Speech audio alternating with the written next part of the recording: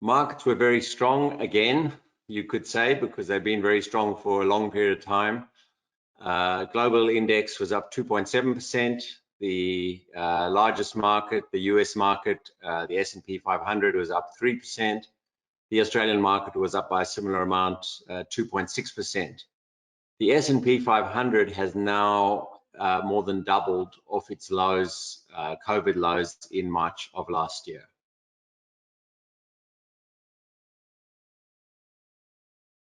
IML's portfolio has had a good month with the main fund, the Australian Share Fund, up 4%. Some other funds up more than 5%, so beating a strong benchmark.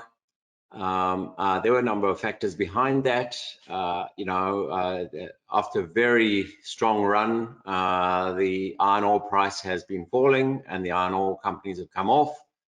Partly also BHP announced that they're going to collapse their London listing into a consolidated sort of real ASX listing, and unfortunately it's closed in favor of the London listing, with the Australian shares falling quite a lot to achieve that sort of parity.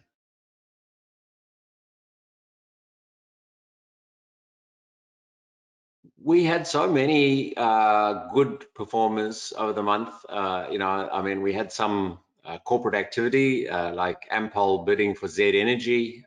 We own both companies. Z Energy went up appreciably. It's a very cheap stock.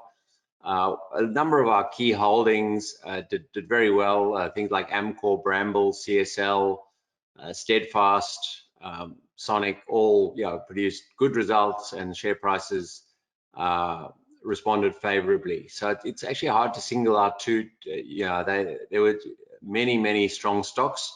Obviously, there were things that we didn't own that were strong as well in what was just overall a strong market.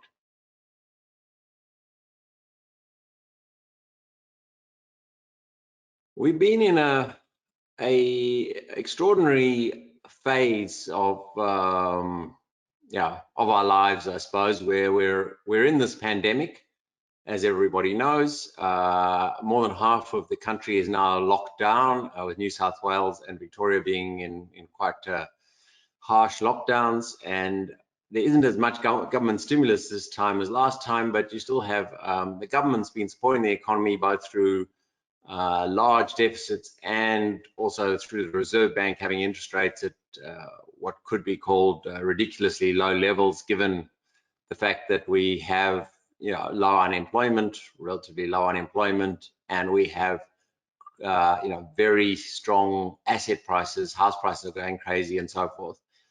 And markets have been very strong. And when markets are very strong and valuations are very high, the outlook is one where we think it's good to be cautious.